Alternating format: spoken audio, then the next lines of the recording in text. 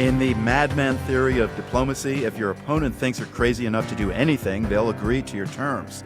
It only works if your opponent thinks they could lose. The Iranian leadership doesn't think that they're losing.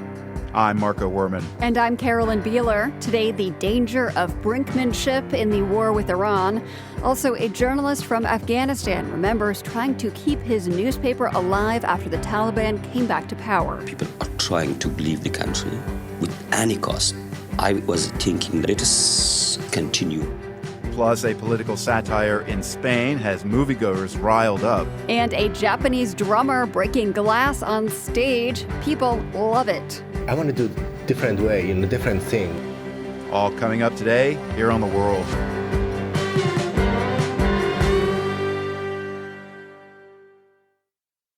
This is The World. I'm Marco Werman. And I'm Carolyn Beeler. Thank you for being here. We begin this Monday with a word, brinkmanship, the high-stakes strategy of pushing a conflict to the edge of a worst-case scenario so your opponent backs down. If the rhetoric coming from President Trump in the last 48 hours regarding Iran is, in fact, brinkmanship, it's taken the concept to a dangerous new level. From his Easter morning Truth social post vowing to wipe out Iranian power plants and bridges if they don't open the Strait of Hormuz by Tuesday night, to today's press briefing where Trump reiterated the threat, saying Iran can be taken out in one night, and that might be tomorrow night. We kick things off with Dan Dresner, the academic dean at Tufts Fletcher School of Law and Diplomacy, to get a sense of where things stand right now. Although leaders at war have long paired threats with diplomacy, Dresner says what Trump is doing now is different. Trump is threatening to basically instigate war crimes. He's made it clear that he wants to bomb civilian infrastructure, power plants, desalination plants, and so forth. And this is a violation of the laws of war. I suspect Trump thinks of this as a violation of the laws of war as a way to attain a bargaining advantage. It shows how extreme he will be as a way of trying to coerce Iran into some kind of acquiescence.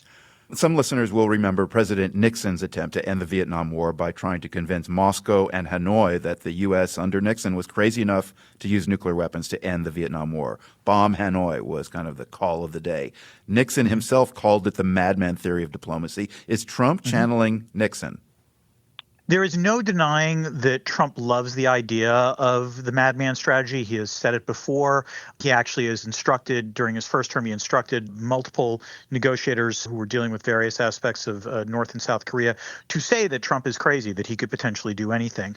And you could argue to some extent that that is sort of a variant of what he is trying to do in his current strategy. The problem, though, is that for there to be a negotiation, for a war to come to an end, one of the two sides has to lose their theory of victory.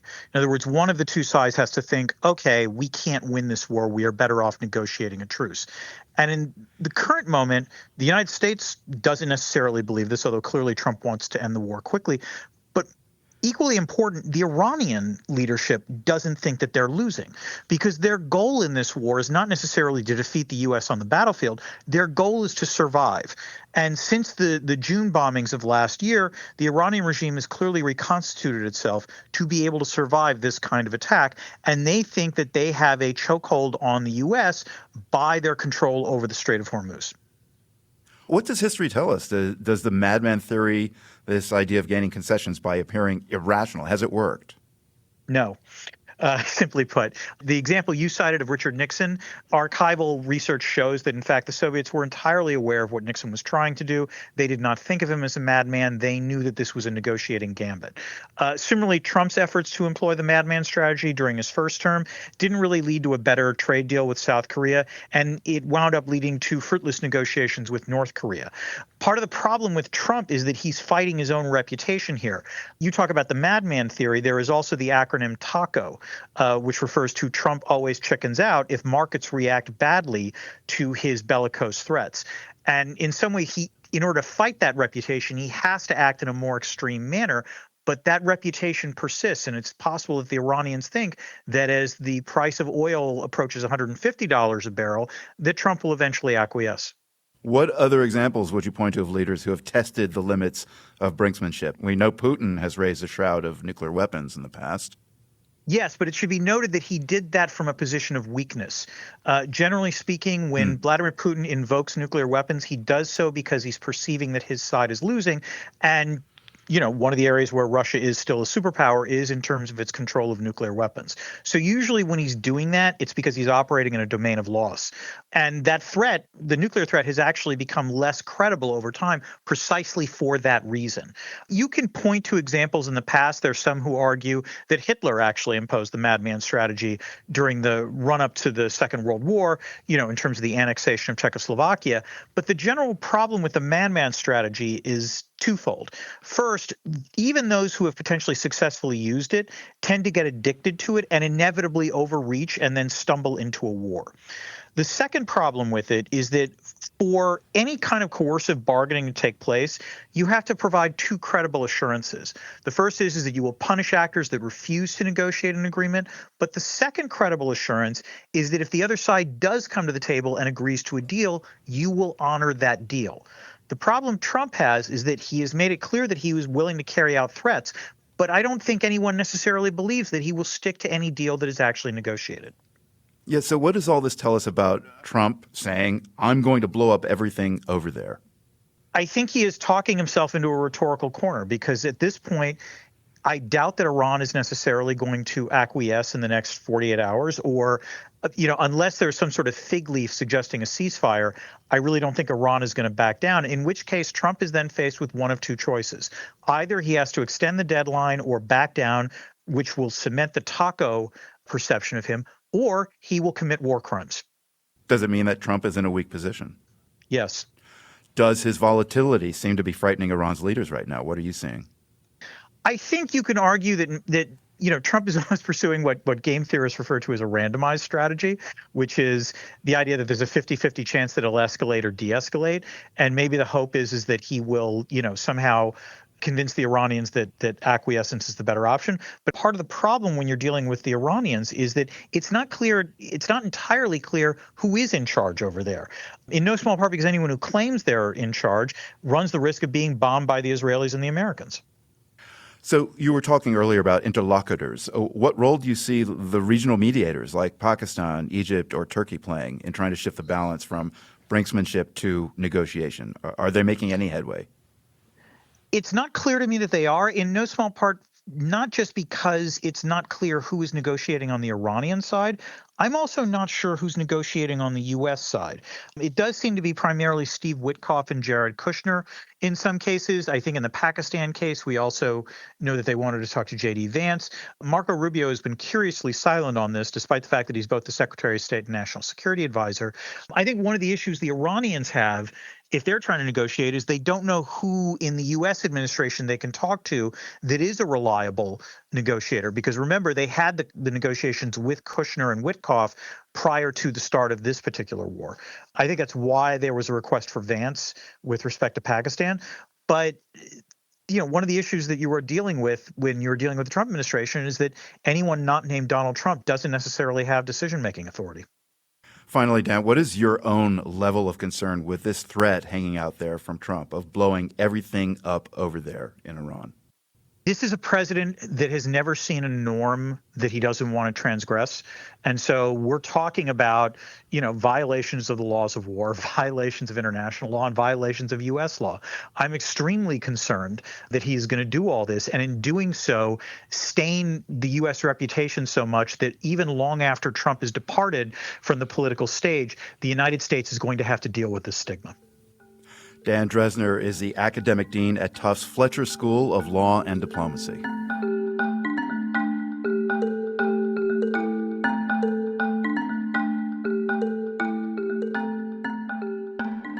You are listening to The World. Let's turn now to some animal headlines you might have missed. It is always nice to be the first over the finish line, first person in space. Well, now we bring you the first mine-clearing rat to be commemorated with a statue. This particular rat, named Magua, sniffed out more than 100 landmines and explosives in Cambodia. The rodent statue was unveiled in Siem Reap on the International Day for Mine Awareness this past Friday. Hindu-majority India is trying to close off its border with Muslim-majority Bangladesh. That's a major talking point for Narendra Modi's government. About a fifth of the border with Bangladesh is impossible to fence off because of swampy terrain and a river. One approach that is being talked about, filling the area with crocodiles and venomous snakes to scare people off of attempting an even more treacherous crossing. And finally, last night, rescuers released hundreds of bats saved from war-torn parts of Ukraine. More than 1,000 people showed up in Kyiv for the event, which doubled as a celebration of spring. All 28 bat species in Ukraine are listed as protected because of declining populations. And those are a couple of animal stories that you might have missed. You're with The World.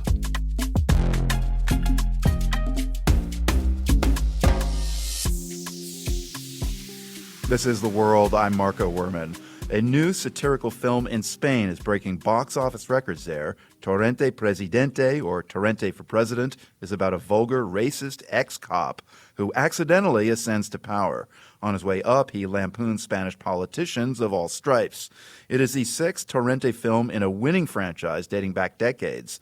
As The World's Jerry Haddon reports from Barcelona, its anti-hero star has always been politically incorrect, but this time he's just outright political.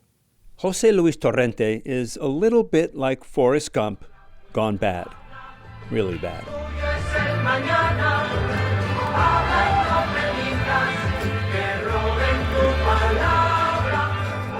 With his 1970s sunglasses, pencil mustache, and his signature bigotry, Torrente always manages to offend and to entwine himself in history. He's accidentally thwarted drug cartels and terrorists, uncovered conspiracies. His movies have parodied James Bond, Ocean's 11, and others. All the while, he was the character you made fun of, a caricature of an ever-shrinking group of ultra-conservative Spaniards still longing for the days of dictatorship under Francisco Franco. Hola, Torrente. ¿Cómo estás? Todavía te saca el chicle de la boca. ¿Qué va a hacer? Pues lo de siempre, chulín, coño, ¿qué va a hacer? In Torrente Presidente, the latest, he's as crude as ever, denigrating women, insulting minorities. But in the context of today's Spanish politics, some of it no longer seems so extreme. In the opening scene, Torrente's in his local bar, drinking and putting down Chinese immigrants, homosexuals, and socialists, when some far-right political operatives overhear him. They invite him to a rally of their party called Nox. No serán ustedes maricones de esos, ¿no? No, para nada. Somos de Nox. What are you guys, gay? Torrente says at first, but when he learns there's free ham and wine at the event, he agrees to go. From there, it's a rapid ascent towards the prime ministership. The more groups Torrente denigrates, especially immigrants from North Africa, the more popular he becomes. We need to save Spain, he says in his first impromptu speech. They ban the bullfight but let Muslims slaughter lambs in the street, he says. The Arabs invaded us long ago, he goes on, which led to our great reconquest and to Don Quixote. Never mind that the novel Don Quixote was a parody in its day. Such rhetoric was once unthinkable in the real Spain, at least in public. But today, Torrente's diatribe sounds lifted from a certain real political party's playbook, a party whose name rhymes with the fictional Nox. It's called Vox. The ultra-nationalist group has become the third most important party in Spain, winning more and more local elections and seats in Congress. Creemos que hay que proceder a la repatriación de los que entran ilegalmente en España. This is Vox's leader, Santiago Abascal, in November, calling on Spain to begin mass deportations of immigrants without working papers. He argues, controversially, that immigrants are stealing social services from Spaniards, things like healthcare and help with housing. Personas que acaban de llegar. Pero claro, a los españoles les dicen, no, es que usted tiene arraigo, usted tiene familia, usted tiene madre, tiene abuelos. In the fictional Spain Torrente inhabits, he goes on to lampoon the left, too, as corrupt and stiflingly politically correct. In an interview on Spanish TV, Torrente's creator, Santiago Segura, who also plays Torrente in the films, says he sought to spare no one his satirical rod. O sea, no quiero que sea de un lado ni de otro. O sea, no, quiero una película de todos. This film doesn't take sides, he says. For me, it's liberating to see viewers from both the left and right united by laughter. That's what we wanted. Porque lo que deberíamos hacer es intentar hacer cosas juntos. Of course, most viewers are partial, laughing harder at their rival's expense than at their own. It all depends on your point of view. And still, for some viewers, the film's subject is not a laughing matter at all. I caught the film this weekend after I talked with fellow moviegoer Antonia Guijarro. She owns a clothing store near Barcelona. She says she saw in the film less parody and more rallying cry for the far right. Estamos metidos en una mugre. We're submerged in political slime in this country, she says. We're more and more lost every day. I sometimes can't even tell I'm in Spain walking down the street, she says. Foreigners are everywhere. You work hard your whole life for some money, she says, only to see the government handing out cash with no strings attached. Guijarro says she liked the film and that she's always liked Torrente, the character, and that's the thing about him. He says vile things, but at the end of the day, he's kind of a laid-back, easygoing loser, and that wins people over. A classic anti-hero who consistently lures the public in to view his repulsive antics. This time around, he also gets some support. Everyone is a puppet. With cameos from Kevin Spacey. And someone has to pull the strings. And from Alec Baldwin doing his Donald Trump. In the film, Trump's come to Madrid to endorse Torrente, as he's done in real life with other far-right leaders in Europe, including Hungary's Viktor Orban. It's a pleasure for me to be here in your country that, hopefully, in the near future, will be part of mine. An embarrassed interpreter tells the audience Trump said he loves Spain.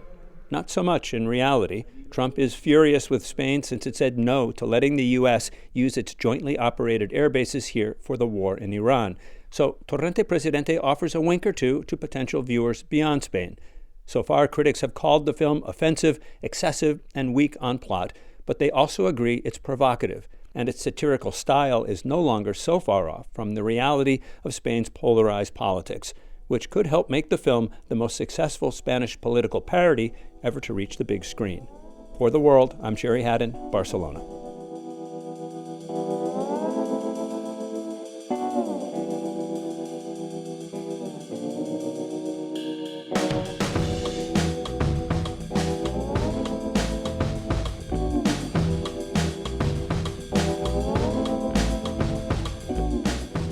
It has been 4 years since Ukrainian forces liberated the city of Bucha from the Russian military.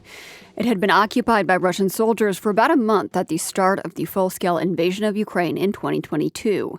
In that brief time, Russian troops had committed mass atrocities in the city, horrifying the world.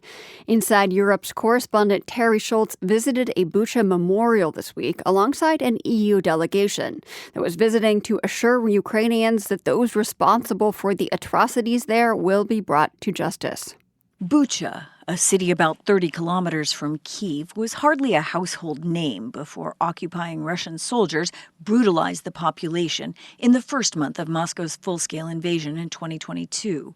When they retreated, they left mass graves of murdered civilians and survivors who'd been tortured, raped, and otherwise traumatized. Now, Bucha is a synonym for tragedy. European Union Foreign Policy Chief Kaja Kallas led a delegation of diplomats and officials to Bucha this week for the 4th anniversary of the city's liberation. They gathered at the memorial to more than 450 victims, holding candles they placed at the base of the memorial. The very grounds of this church, St. Andrew's, was itself a mass grave where 116 bodies were exhumed after the liberation of the city 4 years ago today. Many of them were women and even children. The continued efforts of Russia to conquer Ukraine strikes a chord in Kaja Kallas, whose mother, grandmother, and great-grandmother were all deported from their native Estonia to Siberia in the Second World War. They survived and returned to Estonia. But the mistrust of Moscow was passed on to the High Representative years later and impacts the way she views the Kremlin.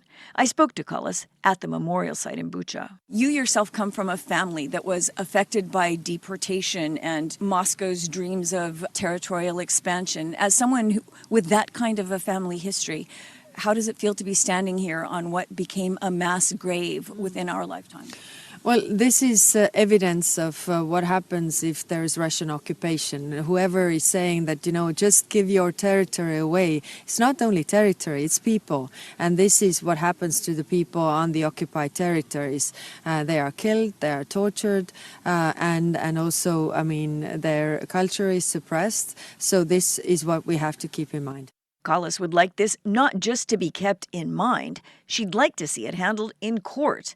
The EU and she personally are driving forces behind the effort to set up a new tribunal to try the crime of aggression, which for the first time could prosecute leaders who order actions like the massacres in Bucha. At the moment, only actual perpetrators can be tried for war crimes by, for example, the International Criminal Court in The Hague. Kallas, herself a former lawyer, believes the new tribunal may deter followers from committing war crimes if their higher-ups are brought to justice. It is important because there are war crimes that are committed on the soil of Ukraine by the soldiers that killed the innocent civilians here, for example. But at the same time, there are also leaders who are sending actually the soldiers here to kill people. So they also need to be held accountable. And that's why we need the special tribunal for the crime of aggression. It's still moving. It's moving, but it's of course, it could be moving faster. Later in the day, the EU delegation met Ukrainian President Volodymyr Zelensky, who recalled the significance of his country's forces pushing Russia out of Bucha. People saw that Ukraine was fighting a brutal and irrational, absolutely aggressor, and an anti-European force, Russia, which rejects everything Europe learned and changed in the 20th century, and that Russia started this war not only against us, not only against Ukraine, but against the progress in human rights, morality, and peaceful life that came after World War II. Zelensky called on EU leaders to help Ukraine now move into its future, despite the ongoing war, to become a member of the bloc as soon as possible. Ukraine's EU membership is a security guarantee for us and for Europe. Our potential, human, technological, military, is Europe's potential. Russia understands this, sometimes better than some in Europe. That is why Russia does everything to stop Ukraine from joining the EU. And that is why we are doing everything to make it happen. And I thank those in Europe who support us. Foreign Policy Chief Kallas also thanked Ukraine, which she called the shield for Europe.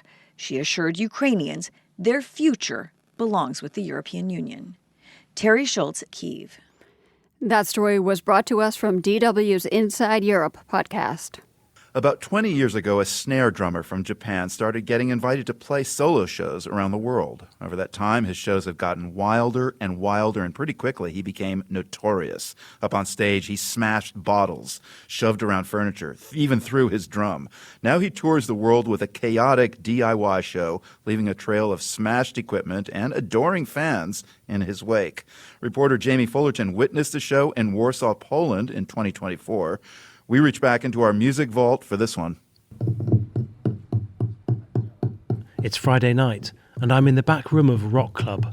On stage, a man dressed in black is bashing a microphone against a table. His face is hidden by long black hair. He starts shoving a snare drum around the table and hitting the drum with wire drumsticks. It's a sellout show, 130 people. Next to me, a young man with black hair braids and the word heroin tattooed on his shoulder nods his head in time with the beat. The man on stage plays faster.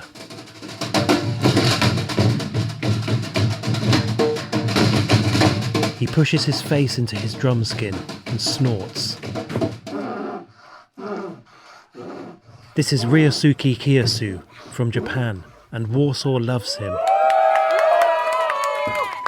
Over the past 20 years, Kiyosu has made bashing drums, tables, beer glasses and noses an art form.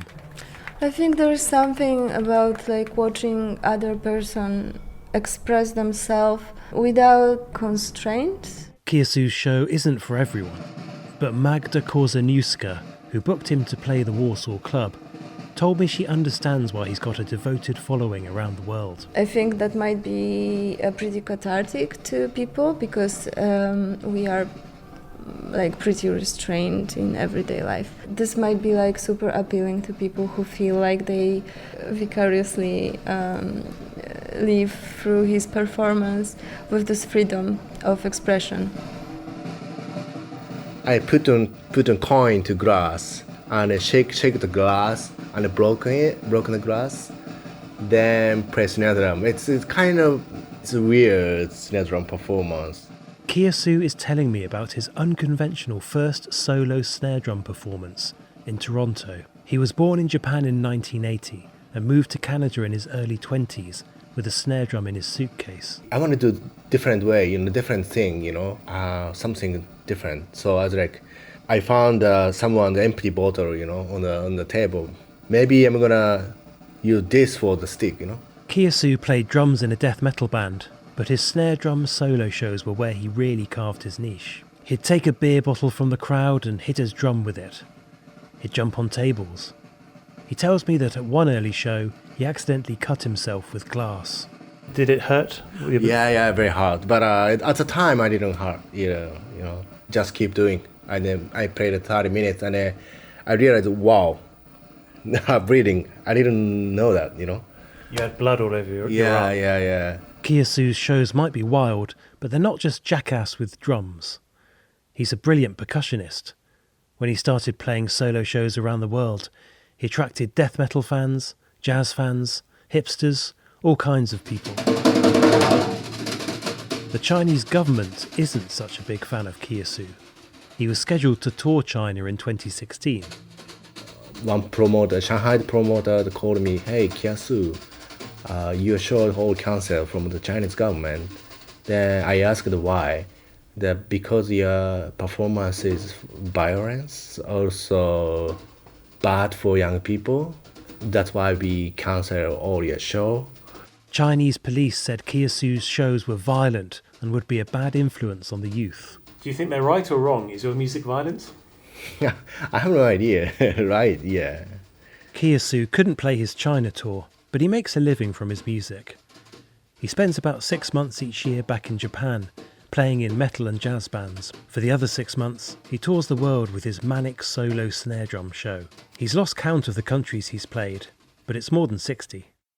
Because I found out about this guy in the TikTok. Kiyosu is in his mid-40s, and his show in Warsaw is full of people half his age. Everyone I speak to here says they found out about him through social media. I've seen it on Facebook, Instagram, TikTok, like everywhere. A video of Kiyosu performing in Taiwan has 4.4 million views on TikTok. We've seen you on Instagram. Amazing show. Yeah, we love it. But Kiyosu says he doesn't have a social media strategy. He says that all he's focused on is his almost never-ending world tour. I think it's the only way to bring my music to the people. I think the real music is it have to feel, I think the same atmosphere in the same room. My music is live music. That's why I have to the tour. Do you call your show a music show or performance? I think it's a music show because I'm always thinking about music. I never think about performance during the show.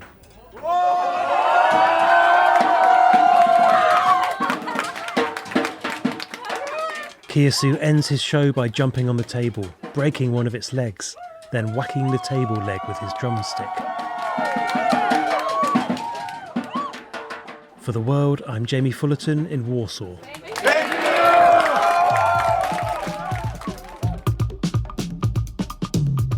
You're listening to The World. This is The World. I'm Carolyn Beeler. Seema Jilani is a Pakistani American doctor who has lived all over the world. She's treated people in war zones in Afghanistan, Iraq, Ukraine, and many other places. Her search for a place that feels like home led her to tell this story on GBH's Stories from the Stage. It's 1992. I'm 12 years old, walking through an airplane. My father shouts, as per usual, "Kids, get to the back. It's cattle class again for us.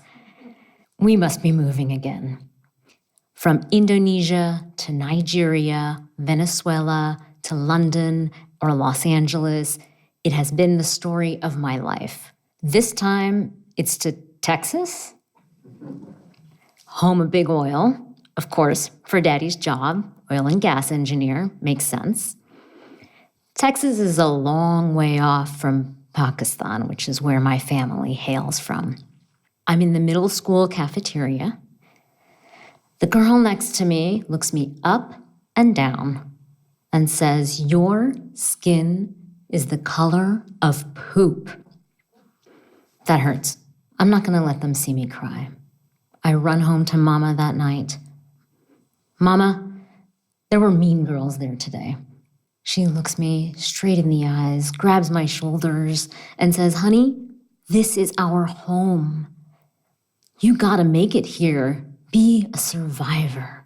By high school, I'm slathering bleaching creams and lotions all over my body to whiteify myself. By college, it's flat ironing my hair.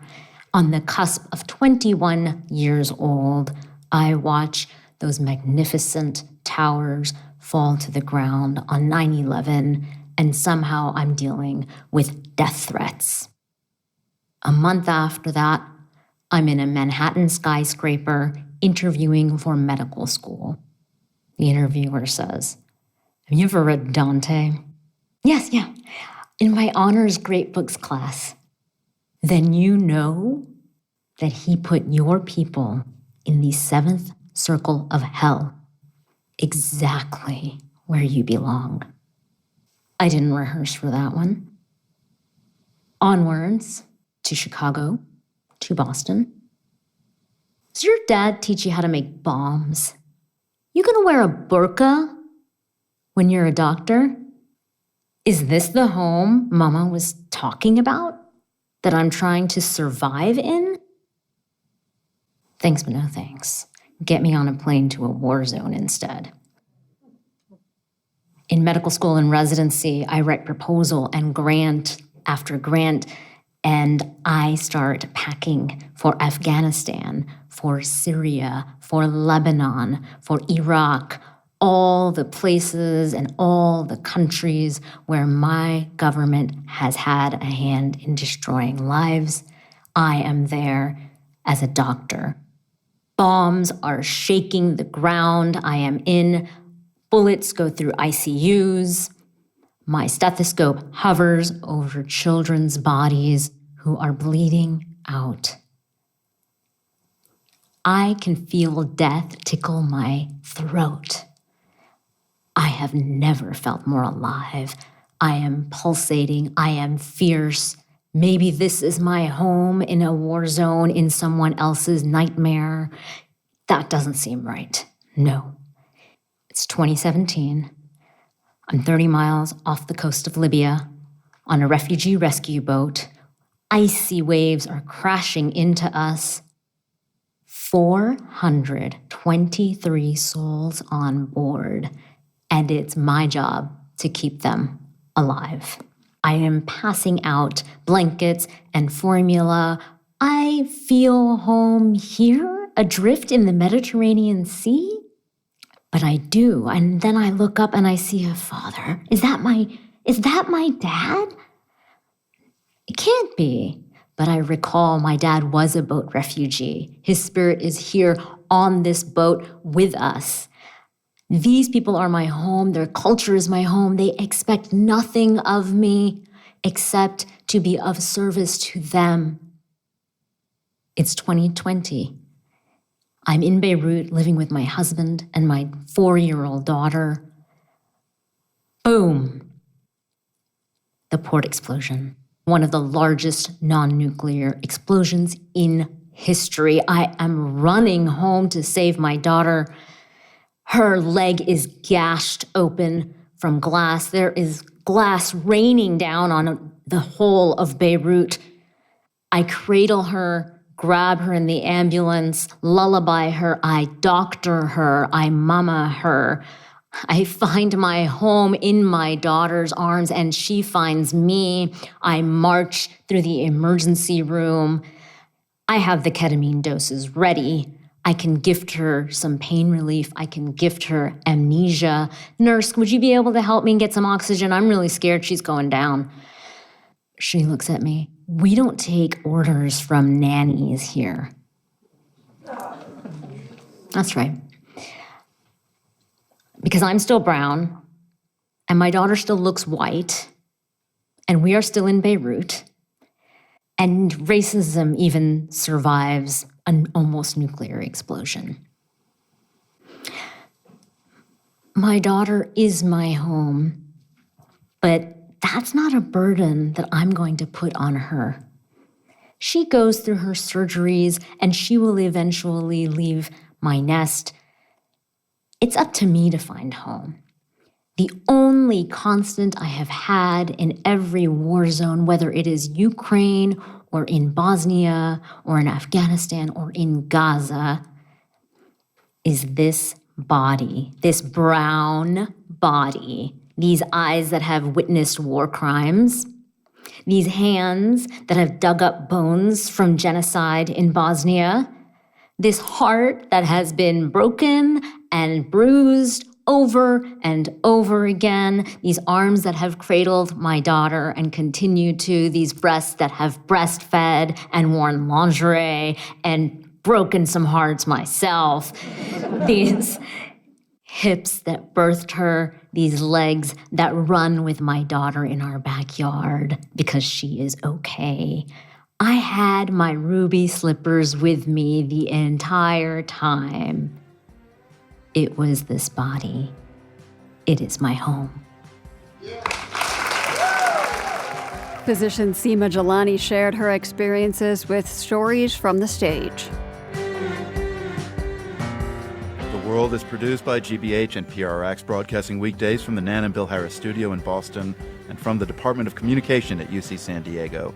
You can find us online anytime at theworld.org and check out more of our original reporting on YouTube. We are at The World News GBH. I'm Marco Werman. And I'm Carolyn Beeler. Join us right back here tomorrow. The World is supported by the Carnegie Corporation of New York, working to reduce political polarization through philanthropic support for education, democracy, and peace. More information at carnegie.org. By the Lumina Foundation, committed to a fair, universal system for learning beyond high school that offers every American the chance for a better life.